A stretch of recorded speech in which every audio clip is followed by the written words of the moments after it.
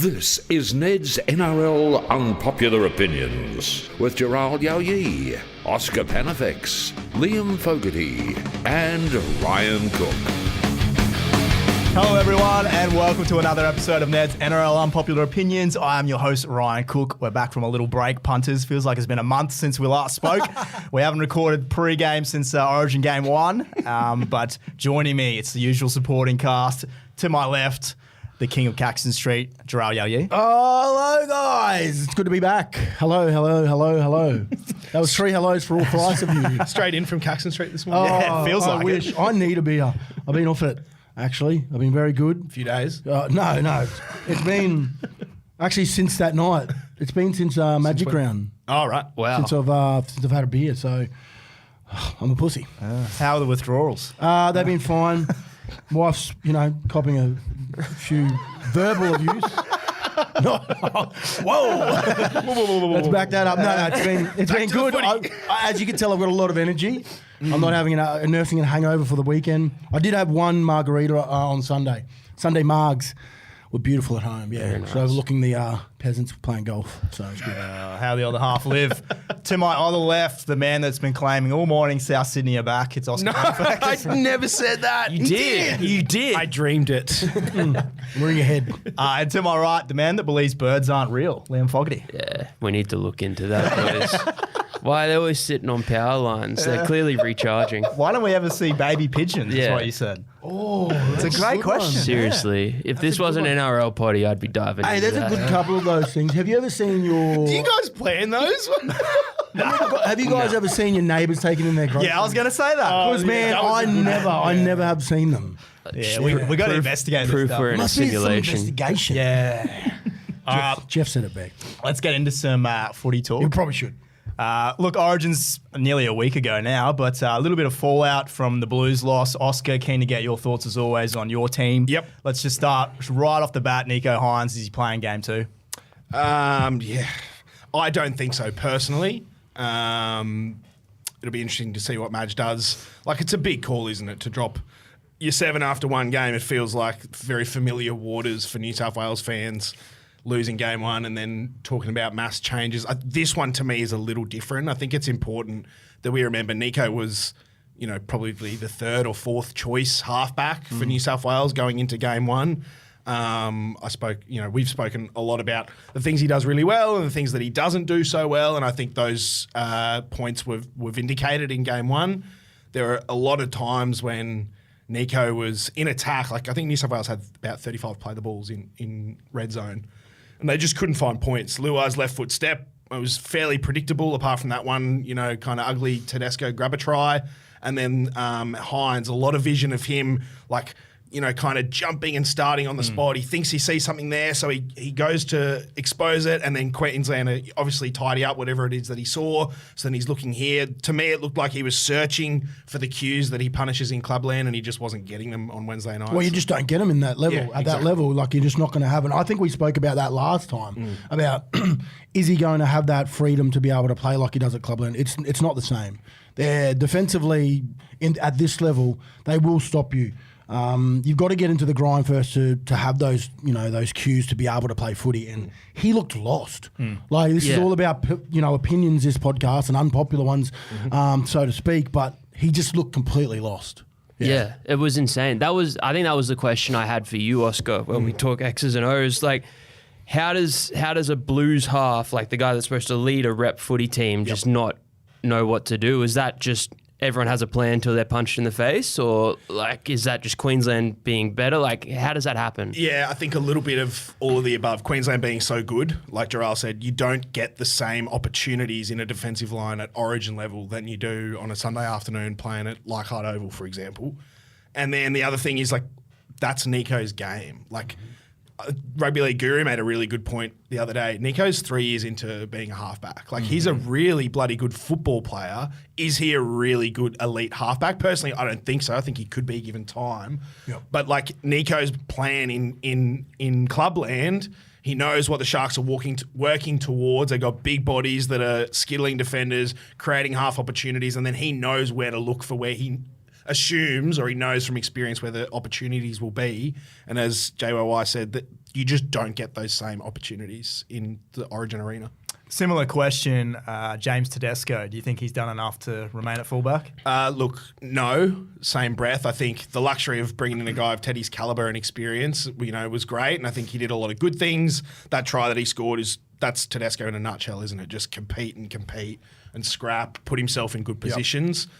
But I had 3 or 4 notes from game 1 of Tedesco throwing passes down that right edge that hit the turf. That happened time and time again last series. Yeah. James's pass selection out the back of shape has never been his strongest quality. And you've also got to throw in the fact that New South Wales threw so many shots down that right edge when they were missing their right centre before Crichton went over there. So the decisions being made closer to the ruck and then the ones being made out the back of shape, I think that's Nico and Tedesco's job. Well, yeah. In their defence, it would have been let's target Selwyn Cobbo. Yeah. That's what their thought process would have been. They probably wouldn't have thought he'd be ready to play there. He probably wasn't ready to come on in that position. But like Billy said, they're always ready. Every single player has been ready to play in those positions. Also, he does what he does best at club level, but he just I think he touched the ball. I know they were chasing points. Yeah. I get that, but he probably was getting around the ruck too much. Yeah, which is something he's been criticised. Yeah, he's criticised of and he hung around there, but that's his game. You can't expect to change, I suppose, when you come in with 4 days notice and do what you have to do. So I hate winning like this because we sit here and people doubt the Queensland side and go, we lost. Well, no, we've won the last 2 in a row. 3 in a row? No, 2 in a row. Yep. They're a gun side, and I think the situation was very unique, but two great players went off the field, and we lose that little bit of a spark from both sides. I think it's interesting you make the point about the touches that Tedesco had. I can't remember his receipt numbers. Nico touched the ball 87 times. Wow. That's his average touches pretty much in clubland. Generally speaking, your average halfback touches the ball about 60 times a game, and then the guys like Cleary and Hines touch it, and Sean Johnson touch it a little bit more. 87 touches without a line break assist or a try. We had that one kick for Lomax, but that set was ugly as before we got to that 5th tackle kick. So, I just think that's the style of footy Nico plays. And I think 3 years into being a halfback, I just don't think he's quite there in terms of creating and orchestrating scoring opportunities 2 or 3 or 4 plays ahead, which is something that we'll get to this in a moment. But Daly Cherry Evans just... he's all class, isn't he? At Origin level. Yeah, he's just getting better and better. And I think Ben Hunt, Dane Gagai's passed a baton to Ben Hunt in being that as soon as he puts that maroon jersey on. Yeah, it feels like it. He just flicks a switch. Yep. We're in a good position at the moment, Queensland. Really good position. Anything they can improve on the Maroons? Oh, I think Billy said it best in his press conference. They didn't do, and I actually spoke to Daly personally, and he just said, we didn't get to play the way we trained. And so to Billy say, he came out and said it. And that's because of the man down for them. It got a bit chaotic at times. So can you imagine if they, played there? They had a great week as well. I feel like, I don't know if anyone else feels like this and any of our listeners do or you guys, but everything they said and spoke about, every single one of their players were on the same boat, same philosophy. They had energy about when they come to the media. They spoke about what they wanted to do in game and do it for, not only the players, but the state. And I've got to take my hat off to whatever they're doing in camp there. And like I said, when I spoke to Ches, he was like, they had a moment, he was saying, him and Bill team run, and he was saying that Ches said that to Billy, Billy goes to Ches, he goes, what do you think? And he goes, it's just been a great week. They both looked at each other and just thought, this has been one of the best weeks we've ever had preparation-wise. So, when you've got your 2 key guys, your captain and your coach, talking like that before a team run, I think they knew what was going to happen. And, now New South Wales have got a tough task because those boys are itching, I can tell you right now, itching to get back into camp. Yeah. I hate listening to you speak. Sorry, Oscar. I love it, but I hate it. I just wrote in the Ned's blog this week similar things. As a New South Welshman, it's ominous what Billy's doing and what some of the players in this squad are doing. Selwyn Cobbo and Hamiso Tabuai-Fidow are 22 years old. Yep. they can beat you in so many fucking ways. Yeah. Hammer's got 8 tries already from 5 Origins. Greg had 18. Think about that. Oh, 18, sorry. Yeah, Greg's got 18. It's frightening to think what those two guys, what their Origin careers are going to read like. Yeah. Like It's insane, eh? They've got 10 years. They've, touch wood, they've got 20 to 30 Origins left each. Billy, we just mentioned, putting Selwyn on the bench was a smart move. There's been outside backs that have gone down in 3 of the last 4 series. But you got to look at some of the other tactical stuff. Like both of Ben Hunt's tries were the result of Billy obviously saw something in the marker details of what Jerome Luai does at first marker and what Stephen Crichton does as second marker, or when he retreats down a short side and just leaves one marker there. 2 tries. 2 opportunities he's got, 2 tries he scored from it.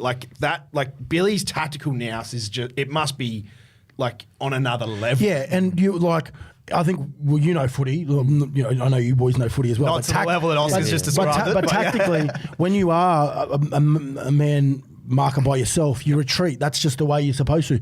Jerome Luai has not only done that, I seen it on the weekend as well. He got caught at marker once, and he bit because he tries to make the play. Yes. It happened in Origin, and Ches just went bang and went the other way. Yep. So yeah, you're right. He's probably seen something there, and I don't think this is. I don't even think they're touching the sides. Well, it's not even these close, boys. mate. No, the last point that I wrote was Pat Carrigan.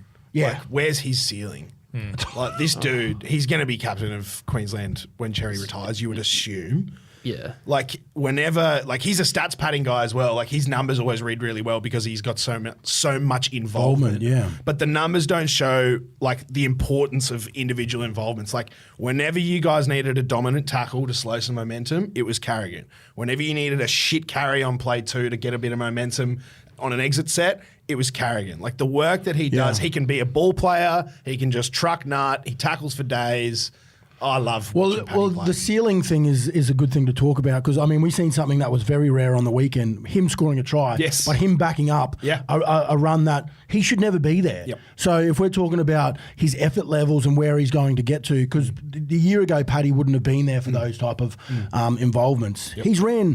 He was already taking a hit up off that run and he'd backed up and ran another 25 to score that. Yep.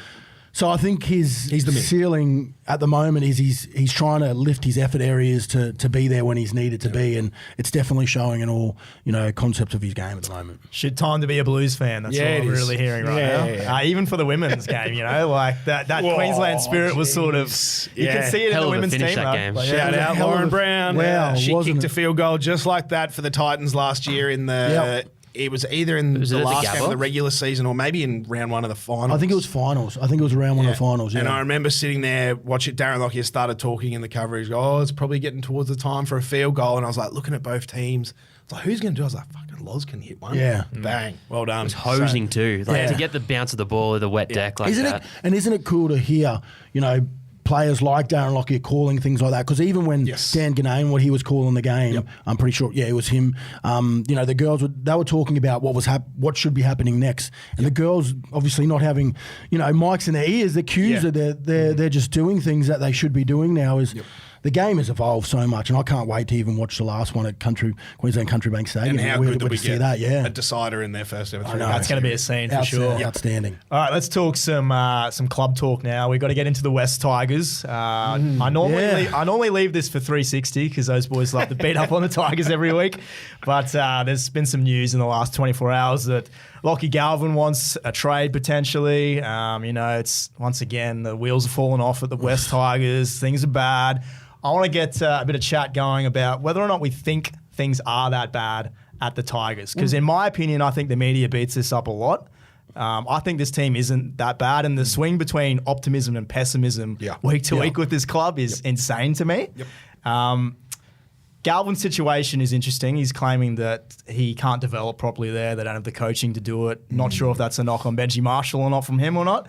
But I think the front office is in much better shape than it used to be. 100%. And when you got a spine there with Coruscant and Buller, that's pretty good. Yeah, it is good, but if the reports are right coming out that he wants to go, where is it coming from? Like, why is it his? I was about to ask you. Well, Buzz Rothfield wrote that he was walking around the change room after that Dragons game. I find that hard to telling believe. teammates that he wants to be out. Like, in Bullshit. what Yeah. does that? Can you imagine a world where that Buzz happens, Jarrell? Rothfield's talking shit because that doesn't. The happen. Mayo Man strikes again. Because and I love Buzz. Sometimes I like what he's, the points he puts across and the way he, there are strengths to what he does, but he's talking shit. There's no way in the world players will do that after a game, and unless you've been in a shed with elite players like that, you won't fucking know, Buzz. Yeah. You wouldn't know. Yeah. It pisses me off because this poor kid now, and he's probably got mail from people, and there's mail on everything they do, but there's no way in the world that he'd be doing that. He might have done that after they've left there, and he might have spoken to close mates in the group, but there's no way he's walking around the sheds. He's put a lot of GST on that. It's just absurd, isn't it? It is absurd. There's no way in the world. It just doesn't happen like that. But, back on what we're trying to talk about, they aren't a terrible side, but why does he want to leave? There's got to be, and if there is reports, I don't even know if they're true, but is there better opportunities that he wants to go somewhere else that he's been, because obviously he can't talk to anyone. That's not allowed. But well, that's the whole thing, isn't it? Like, and I'm glad that you just said what you said as well. If you're a Tigers fan listening to this, or you see those thumbnail or the tile of Buzz Rothfield's quote, and you just need to be able to take things with a grain of salt, I think, in these examples. Yeah. Like the Panthers and the Roosters are apparently interested, and Shane Richardson's come out and said that he's going to report you to the NRL if you're talking to him. Like those conversations would be happening all the time from all parties, like throughout the year, right? Well, when can? Because obviously the players can't. So there's got to be obviously someone's talking on someone's behalf. On someone's behalf. So there's always ways around it. Yeah. But if you're thinking of, if the Roosters and the Panthers come looking, geez, it's going to be hard to turn that down. Yeah, it is. As well. And that might have been the reason why he said he wants to get out, because, they've got great halves who have come through there and they've got the right facilities where the Tigers just aren't there yet. And these young kids that have people like, their managers who go like, well, you don't have much time in this game, which I totally agree as well.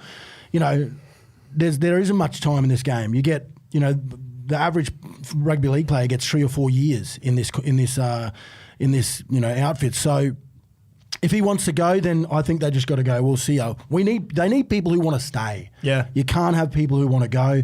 I just think if they don't want him, because otherwise you're keeping them hostage again. You're keeping people, and does that mean he's going to perform at his best? Probably not, because he doesn't want to be there. So it needs to be fixed. It just sucks for Tigers fans, doesn't it? It does. Lachlan Galvin, it never ends, and Steph Utoikamanu were, those were the names.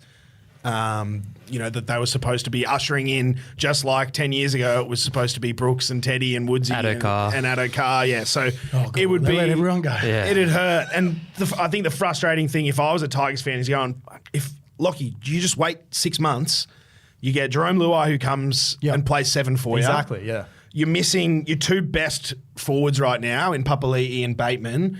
Appy's been in and out. Caesar's been in and out. He's going back to Penrith. Back to Penrith, yeah. So, and I agree with what you said at the top, Ryan. There's been a lot of positives, particularly closer to the start of the season for the Tigers. They're obviously struggling right now as fatigue and injuries and everything else takes its toll. But yeah, it's a sad watch. I hope for the Tigers' sake that he sticks around, because he's an exciting young kid. I'm watching Benji do. Geez, you can tell that he's taking a lot on to him. Yes. Like he's trying to deflect a lot to him. Yeah. And that's being coached by Wayne Bennett, and how he's brought up Benji and watched him play and stuff like that. So I really hope for our game it doesn't deter Benji to keep on coaching. If he gets 3 or 4 years down the track and this is beating him, because we need our stars to be coaches in the game, because that's when they get best out in sides. The Tigers have just struggled for a long time. It's a really, really tough thing to do, but I hope they come through. It's a bit of a grass might be greener on the other side situation for mine. Another club, though, that seems to swing in roundabouts is North Queensland.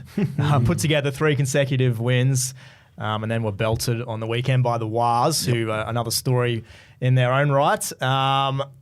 The main question on everyone's lips right now is, should Todd Payton get the sack sometime soon? It's a tough one, isn't it? It is a tough one. Yeah. I was a huge Todd Payton guy. Yes, From what he did at the Wars as an interim coach and from what he did in his first year at the Cat. Was it his first year or his second year that they banged? First full year. His first full year there. But he's also producing still Origin stars that are coming out of there. So, like, you've got to look at it that way.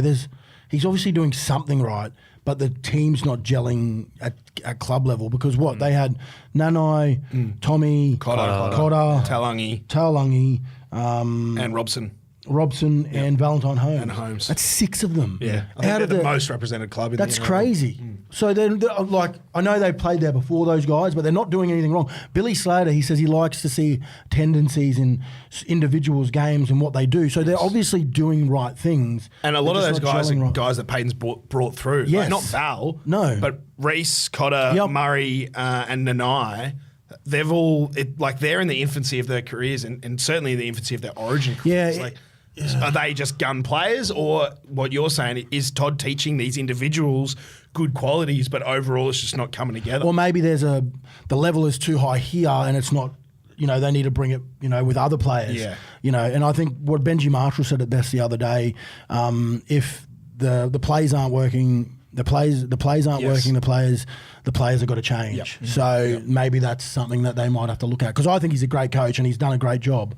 I don't know if he should give it, but we've seen already 1 sack in this year. Yeah, happen. Could be due another one. I think the frustrating thing, if you're a Cowboys fan, is this is a team that could go on a run because they're a very healthy list. Oh, definitely. And that's what you need when it comes to the pointy end of the season is to be healthy. And things just aren't looking very good at the moment. Yeah, I think their roster's probably,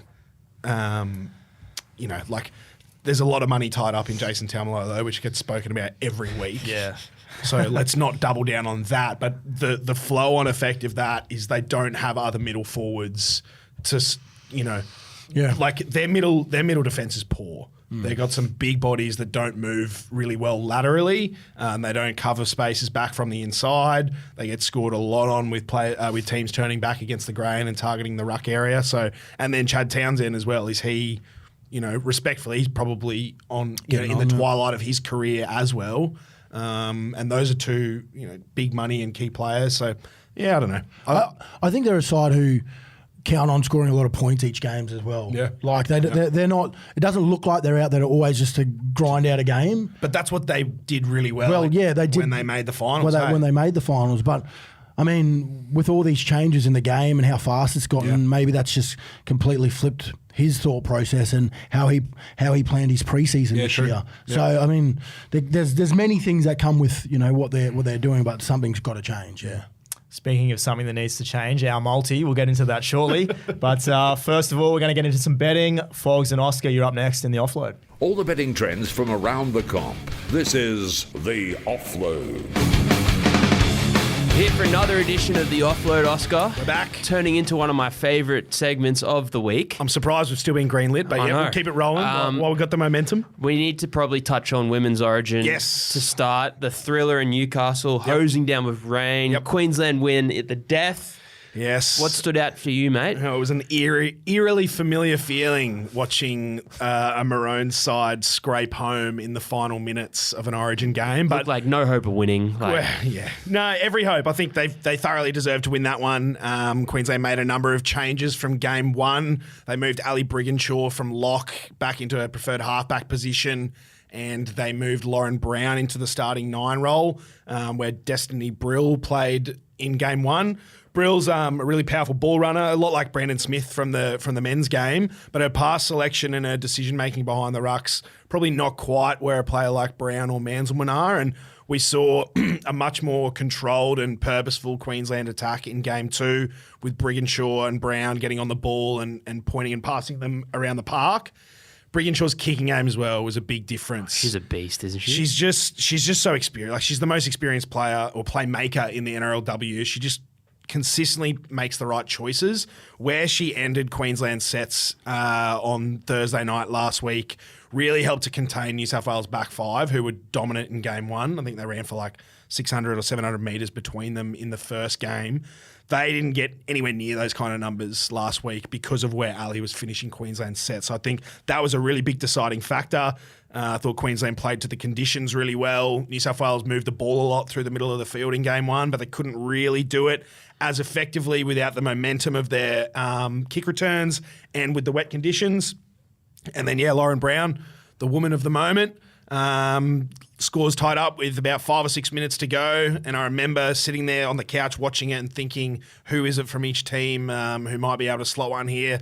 Loz did exactly that for the Titans in the NRLW season last year, and she slotted this one. So thoroughly deserving for the Maroons, and we get a Game 3 decider in Townsville in a couple of weeks. Perfectly. I need to shout out this 3-leg multi by one of the punters in open Neds. groups? No, not in open groups, just on the Neds app.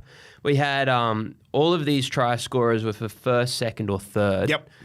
So we had Shanae Shizolka. Yep. Keely Davis Yep. and Tiana Penatani. Yeah, well found. 3 legs, $5. The odds were $4,200. There's a collect of $21.3 thousand. We need that person on the podcast here to help us with the multi. No, well done. Keely Davis played off the bench for the Blues as the interchange hooker, so picking her to score the first, second, or third is It's good getting. it's a bold move. Let's jump into round 15. Yep. And you saw a few players last week that stood up with some of the top dogs out for Origin. Sure. We'll probably start with your bunnies Yes. and your mate Latrell. We'll Yeah. start there. Yeah, you guys suggested that I've been tooting the bunnies a back horn this week. I'm not quite ready to go there just yet, but yeah, Latrell Mitchell had some really positive involvements. All of South Sydney's big name players have been much improved over the last 2 weeks, and that's seen them bank back-to-back wins for the first time this regular season. Cookie, productive out of dummy half. Cody Walker doing some nice things with the 7 on his back. But yeah, it's the involvements of Latrell which will make or break whatever Souths do this year. He's just so, like, the double pump that he did to put Richie Kenner over on the right edge. He makes that look so easy. There's not a ball player in the competition who nails that action as well as Latrell does. His gravity as a ball carrier just forces the defence to turn in towards the ball, and then he's got the skills to pick the pass. So, yeah, there's a centre position up for grabs for the Blues, which I'm sure we'll be talking about in the coming weeks, as will every media headline on your socials. But, yeah, I'm excited to see Latrell go around again this week against the Bronx. Yeah, this is our favourite matchup. It's a big game. Your bunnies, my Bronx. Is it at Suncorp? No, it's in Sydney. Okay. So wherever you boys play, I don't pay enough attention to the South.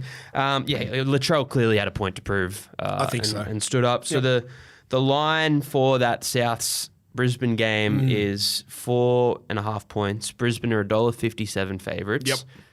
South obviously have won a couple in a row now. Yep. Are you sticking with the Souths? I see you trying to put me on the spot. Bronx probably have Walshy come back. We haven't got the team list yet. It's obviously Tuesday. I think Walsh is an automatic rule out because it's an 11-day period from the Cat 1. So Walsh is out. Tristan had a stinker last week at fullback. Yeah, not his best. I think he was rushed back early from injury. You've got Selwyn who can go in there as well and then bring a guy like Karapani on in the centres. So the Broncos have options. I'll wait and see what the team lists read. The 4.5 starts appealing for Souths just because with Reece and Renault missing, that's 2 big portions of Brisbane's spine. But I've spoken at length this year about the work that Selwyn, Ezra and Paddy Carrigan have done when your other big names are out. Brisbane are a very different prospect to beating the Titans or the Tigers, I think it was the previous week for South. So, yeah, nice. Yeah, not quite sure about taking the line. So what I'm hearing is, Oscar, you're taking Brisbane to win 13 plus at $2.90 against your Rabbitohs. You've heard it here first, punters. I might take Trell any time once the markets come out on that one. Jumping across to a West Tigers team that looked pretty gross against the Dragons last week. They're struggling, aren't they? There was a couple of boys on that side that did rev your tractor. Can you talk about them for me, please? Yeah, Lachlan Galvin's in the spotlight this week unfairly, and I think he'll actually miss this game with a hand injury, which is why I've tipped the Titans here. But I don't think things are as bad at Wests as they appear on paper. They're missing some really important guys in what's a fairly skinny roster right now. John Bateman, Isaiah Papali'i. I think Aiden Caesar might play his first game back this coming week. They've got a very young side. Both centres have been out in recent weeks. They've got a rugby union convert still learning his trade in rugby league on the left wing. The Tigers are in an uphill battle right now. I think there's a lot of positive signs there if you're a Wests fan looking towards next year. But for this week, I'm looking at the Titans to respond after a poor game against Souths last week.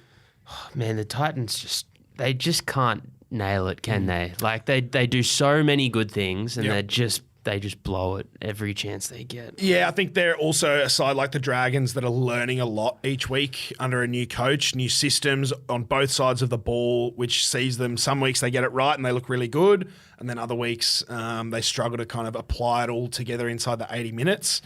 David Fafita versus Cody Walker was a hell of a watch last week. I think we know who won that one. I think it'll be an interesting watch with Jaden Sullivan up against Fafita on that right edge this time around. Very nice. So you're taking the Titans, I'm assuming? Yes, I am. Very nice. All right. And then one more game we wanted to talk about.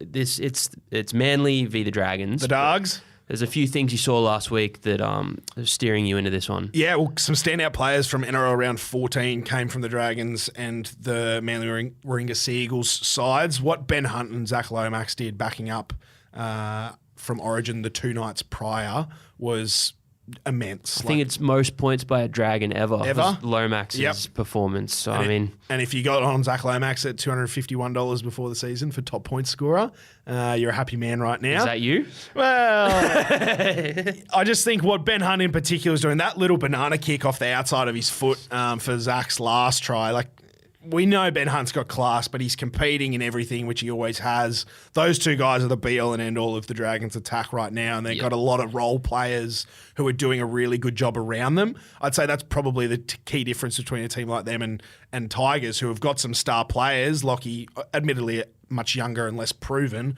but they don't have the role players around them in that squad to put them in positions on the park. Hunt Lomax, superb for the Dragons. And then Tommy Talau, bagging 4 against the best defensive team we've ever seen in the NRL. Does not happen often against the Penrith Panthers last week. The work that Jake Trbojevic was doing in the lead up to a lot of those tries, picking the right times to go down that left edge and put Luke Brooks outside or one-on-one with Jack Cole, who was defending, he's the young half on Penrith's right edge there.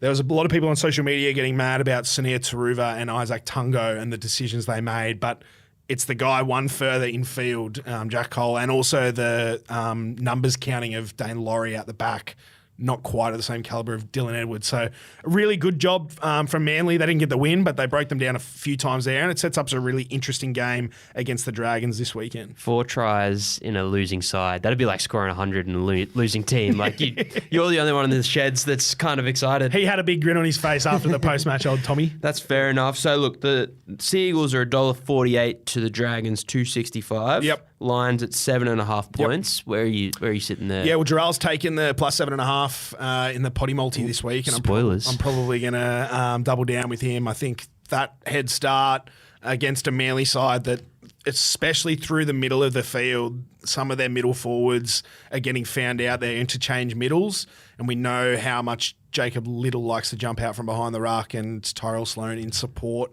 around there. So, yeah, I like the Drags head start there. Fair enough. All right. Who decided to give him his own segments? It's time for Fogg's Fast Five. Back from a brief hiatus, it's time to speed things up with another edition of Fogg's Fast Five. This week, Liam, I believe you got some pub trivia for us in every sense of the word. I do. So last week, Origin, I gave myself a bit of an early mark. You did. You snuck out of here at about 2 p.m. Snuck out. I mean, look, it's a religious holiday for me. Yeah. I think work understand that. And on the way home, instead of going straight home, I got off the bus early down to Stone's Corner for a beer by myself. Yes, you did. And I sent you boys a photo of it, and the photo was mainly of the beer, but there was one brick wall, and Jharal, you nailed it straight away. You picked exactly what pub it was. Well, look, I'm not going to lie to you. Before I get really shit-faced all the time, I remember a lot of pubs. Like, I honestly can... It's a weird one. It's a weird thing that I have that I still can remember. So if you're going to quiz me about that today...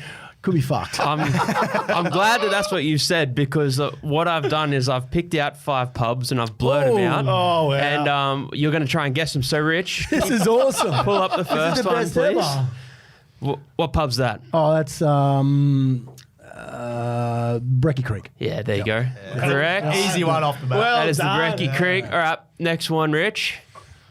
Oh, gosh. You should know this one. Oh, that's Finn McCool's. There you from the go. Valley. That is correct. Yeah. Next one, This is Rich. fuck. This is so bad. What is this one? This is so bad. Oh, this is the Mad Cow. Yeah, got it in one.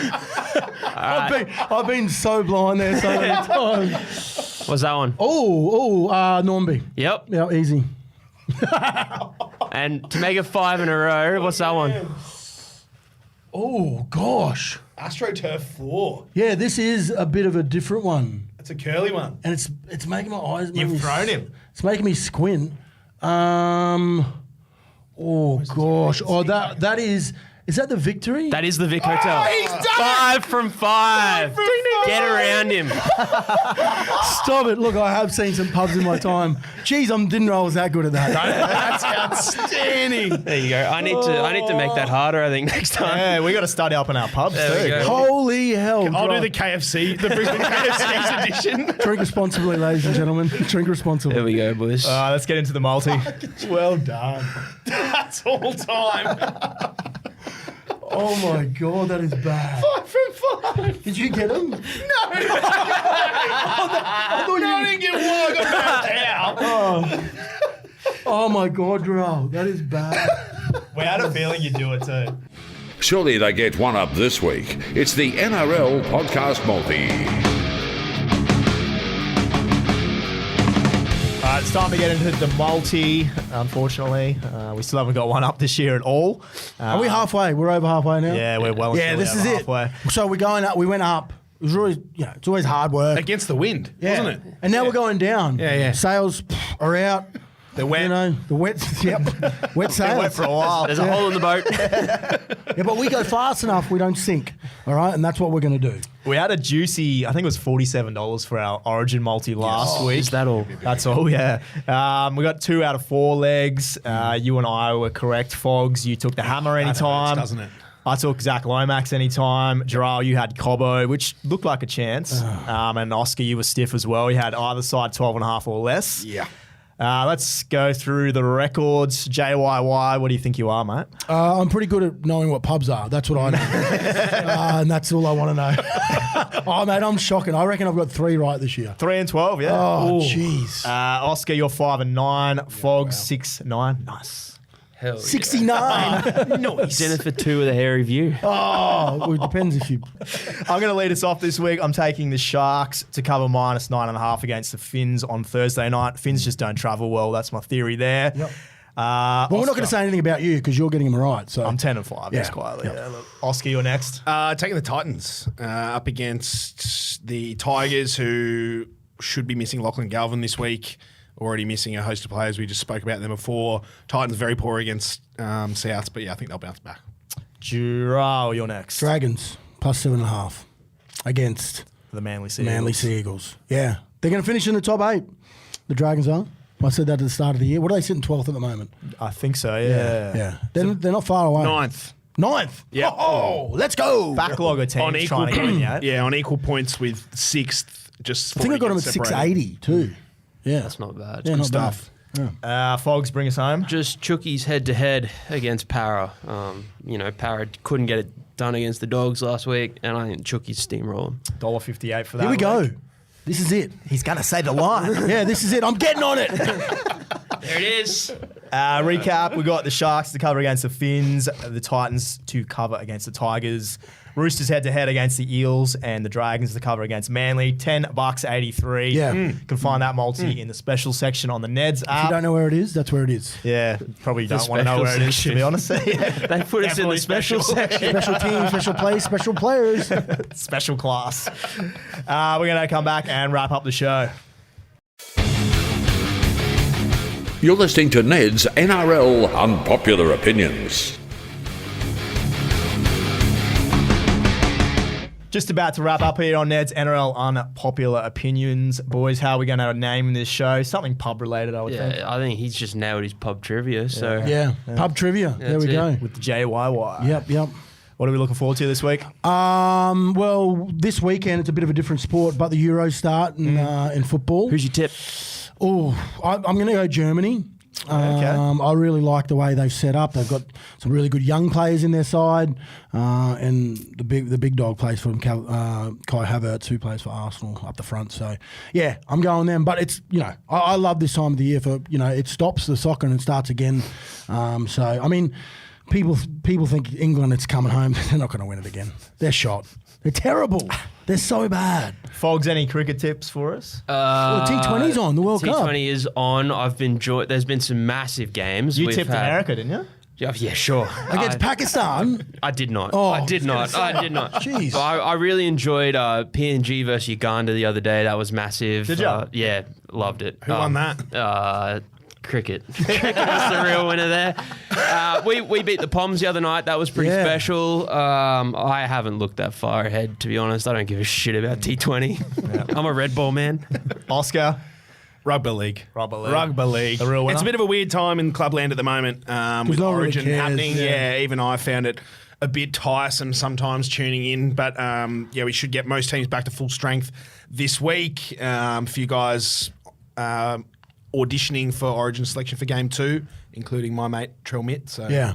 He was good on the weekend. He wasn't he? played angry, didn't he? Yeah, look, I don't want to say anything. Give him another week. Oh, also, the Olympics are just around the corner as well. They're the coming Paris up. Olympics. They're coming up. So we've got to keep close an eye on that as well. Keep I a think. close eye on the Ned socials. Yeah, but Fogs and the boys will be doing some skits. cooking some good really? stuff. Nice. Cool, man. Cool beans.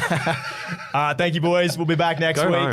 to recap round 14. I'm not leaving. Go to the pub. Thanks for listening to Ned's NRL Unpopular Opinions. Enjoyed the podcast? Remember to like, subscribe, and rate the show wherever you get your podcasts.